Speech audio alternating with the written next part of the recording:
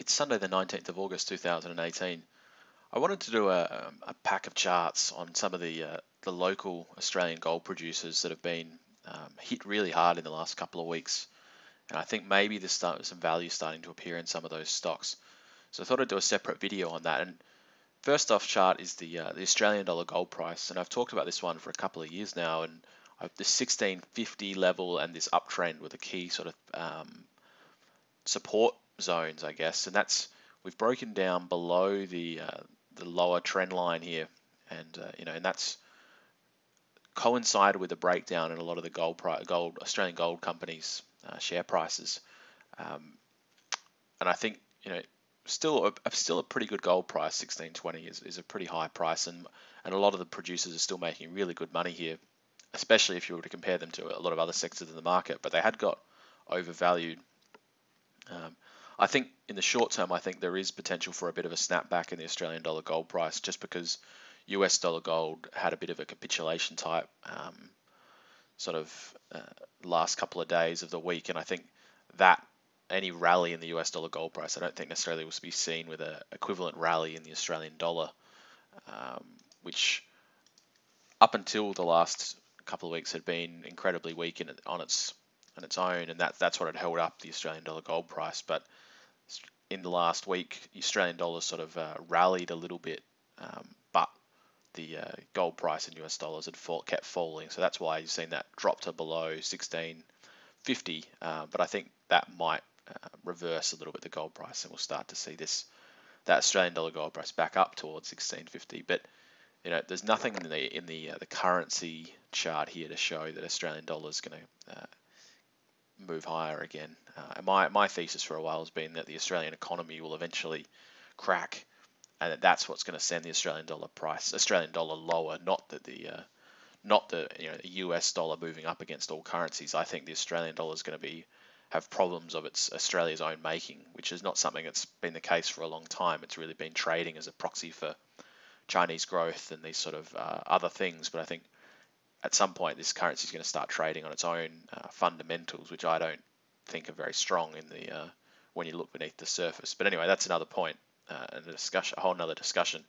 But some of the producer charts, I don't own any of these, by the way. I've owned them on and off for the last 5 years, but I haven't owned any of Regis, Northern Star, Evolution, St. Barbara for the last 6 months, because I thought the fundamentals didn't support share prices where they were trading, and I thought they were susceptible to a bit of a crash. And I've written a few things about this on Hot Copper.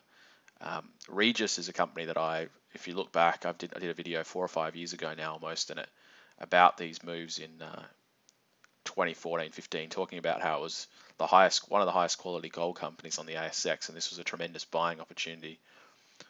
Obviously, I didn't really listen to my own words as much as I would have liked, and it sold out sort of didn't capture this last part of the move, but I was uncomfortable with the valuation. But now we've seen big drop on the quarterly result, I think, and some of these companies were just priced for perfection, and when the market saw any sign of that the growth was even just plateauing and the cost position might be going up a bit as well, I think the shorters have really got in charge now, which I think the large-scale shorting of these mid-cap gold stocks has not been a factor in the market for some time, because they were just such good performers, and people they'd all dropped away. And then I think now in the last couple of weeks, people have started to smell a bit of blood, and these charts were going lower even before the Australian gold price had cracked.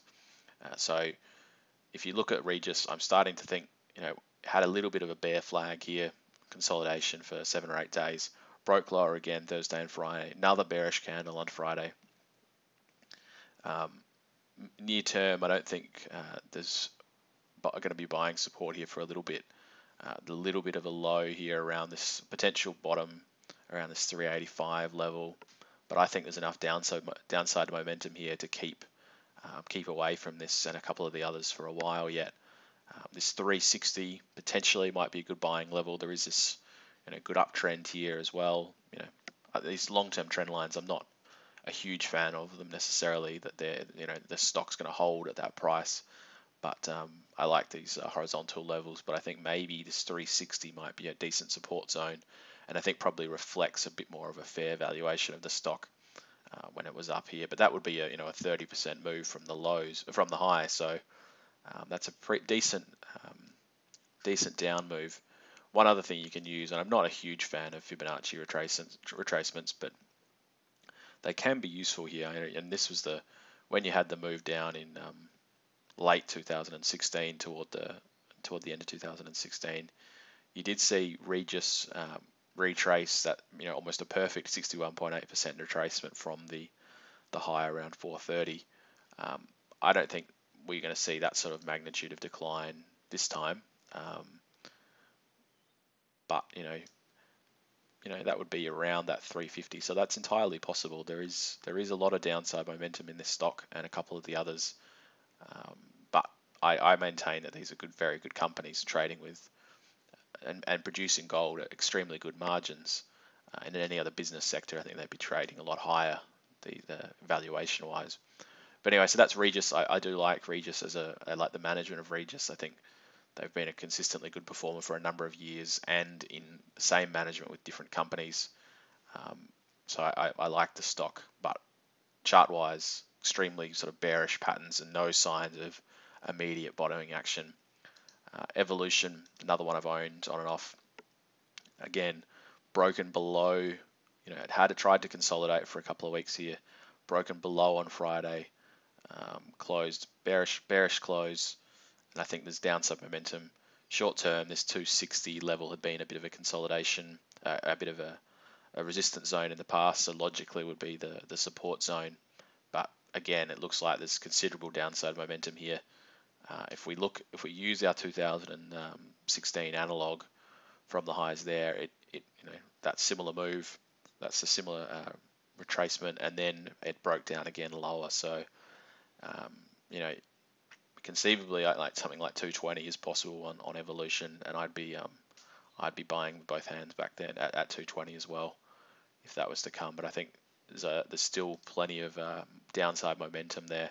Northern Star's held up the best of these large, the mid caps, I guess, but they're getting toward large caps now. These stocks have had such good runs, but Northern Stars had held up very well until the last couple of days of last week, and I think that's got some quite considerable downside momentum there.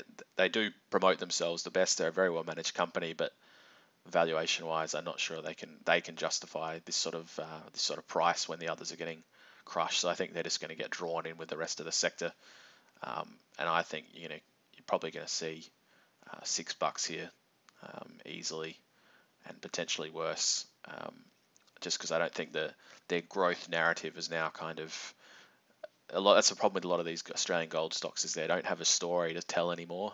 They've all sort of expanded. They've cost cut perfectly. They bought assets.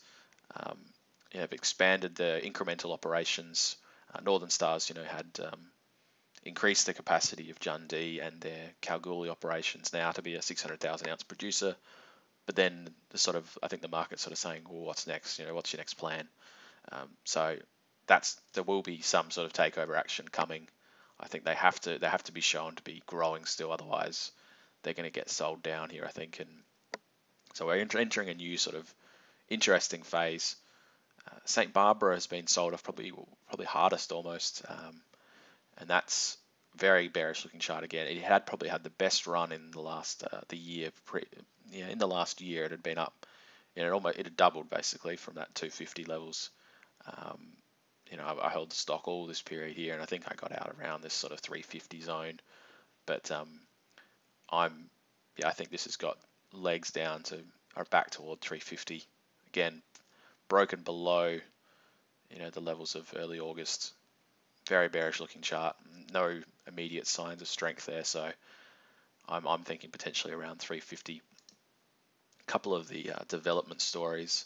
Gold Road has sort of gradually been turning over the last 3 or 4 months. Did have a cost blowout on their Gruyere project, broken below this upward trend.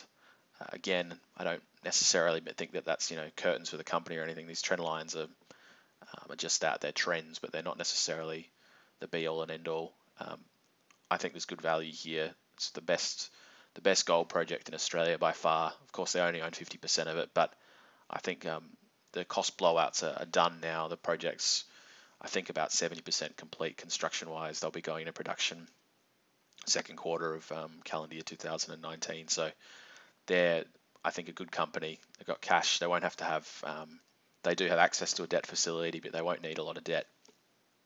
The project will be run by Goldfields or, you know, high quality producer, even though they've got their own problems. But they're generally, I think, they will produce at pretty good costs.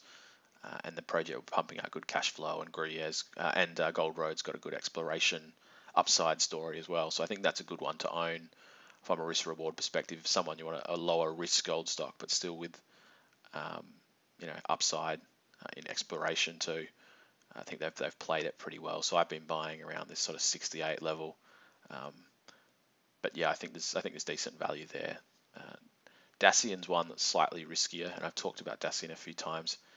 It's more speculative, but they are in production now, and I think their mine's going to do pretty well from what I've read in their presentations and their last quarterly. They haven't had all-in sustaining costs mentioned yet because it's not in commercial production. They did do a capital raising only 2 or 3 weeks ago at 270, and I think that's what's really caused this break in the last couple of days. Some of those capital raising shares people might just be dumping them, and then they're just getting sold off hard. But it's a bit more liquid. There's really good trading opportunities in this stock, and I can see it. I still think it's aside from Gruyere, Gold Road, Dacian's got the best project in Australia at the moment. Costs around $1,000 an ounce, and a near 10-year mine life with good exploration upside, managed by a good team as well. So I think there's really good value here starting to emerge. It has broken down from this. You'd pretty much call that a classic head and shoulders pattern there, around that 315, 320 head, and then these two shoulders around 310. And it looks like it's broken below the neckline there, so you got downside toward 215, 210 maybe. So it does look like it could.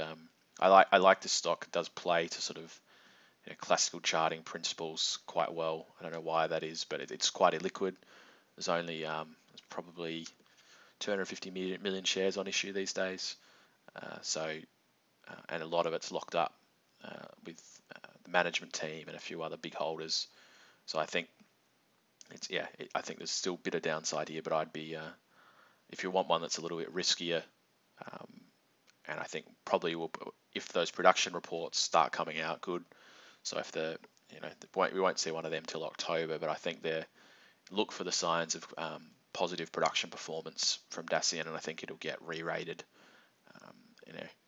Hopefully that coincides with a recovery in the Australian gold sector in some of these stocks. But Dacian, I think, is probably one of the better ones with still that significant upside, maybe 50% upside if it can hit its targets and prove that it's a quality producer.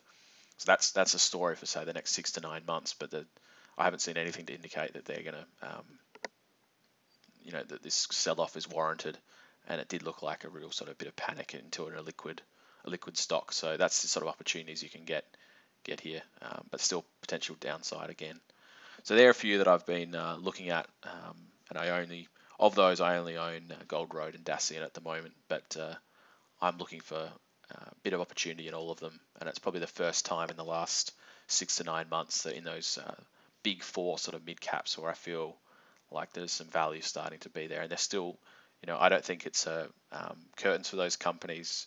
People have found the downside momentum trade now, and I think there is some. I don't like to whinge about short selling and stuff, but I think there is some people starting to have targeted that sector in the last couple of weeks, and you've seen on every quarterly report that's been released, they have underperformed strongly, and the stock got sold down. Each of those people got sold down 5-6%. Aside from Northern Star, which has held up a little bit better, but I think we'll see the same pressure soon. So yeah, that's where I'm looking, and some good opportunities there, and to find some value in the Australian gold sector.